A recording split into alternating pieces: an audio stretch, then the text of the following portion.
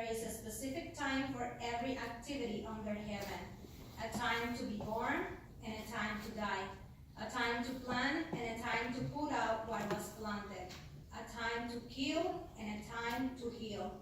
A time to tear down and a time to build up. A time to cry and a time to laugh. A time to mourn and a time to dance. A time to scatter stones and a time to gather them. A time to hug and a time to stop hugging. A time to start looking and a time to stop looking. A time to keep and a time to throw away. A time to tear apart and a time to sew together. A time to keep quiet and a time to speak out. A time to love and a time to hate. A time for war and a time for peace. The Lent, starting with the Ash Wednesday, is the time to start a spiritual spring cleaning and throw away all the things which make us spiritually cold like the winter, so we can bloom in the Lord. In order to do the cleaning, we need to go to that dusty attic or dark and humid basement full of mold and move things that maybe we don't want to move.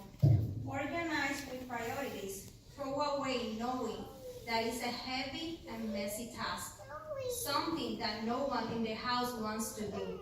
And there is no doubt that you will need God's assistance to accomplish the mission, because He's the only who knows you well enough to take out the mess from that attic that is your head and the basement that is your heart, so the Holy Spirit can dwell in there. The Psalm 32 explained to us the blessing of receiving and feeling the forgiveness from God. How could you experience the relief of being out of guilt? How can you identify the difference before and after the forgiveness? It is not an easy task because as a humans, our understanding is limited, and most of the time we rely on our experiences, the things that are familiar to us.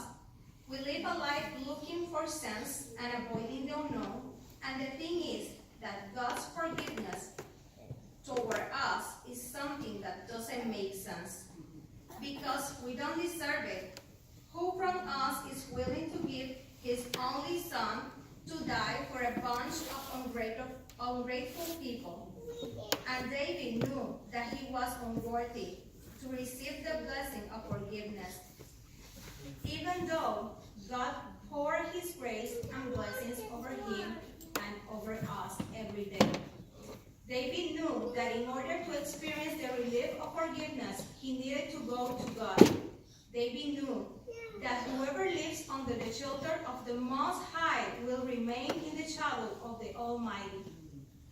He knew that God was his refuge, his fortress, the God in whom he trusts.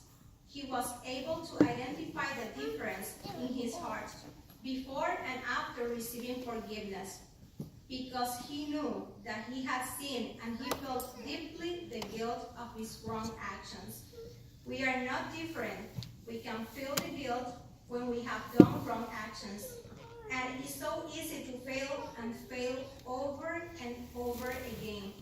We have so many distractions in this modern age that can separate us from God. I can mention those things, but maybe it will take too long, and Tracy told me that I have just 5 minutes. So let's mention just one that maybe summarizes a lot of things that put us far from God. And it's something very simple that happens to me, and it's named procrastination. We have so many things to do, many obligations, job, family, kids, chores, that we prioritize other stuff over God and procrastinate our time with Him. Procrastinate our prayers, our time to read the Bible, our opportunity to strengthen our relationship with Him, and as a result, we lose our focus. And when I'm losing my focus with the daily life, I need to remember very well. There is a very nice story which pictures us very well, and it's in Luke 10:38-42.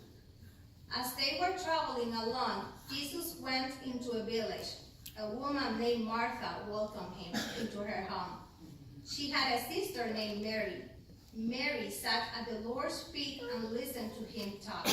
But Martha was upset about all the work she had to do. So she asked, Lord, don't you care that my sister has left me to do the work all by myself? Tell her to help me. The Lord answered her, Martha, Martha, you worry and fuss about a lot of things. There's only one thing you need.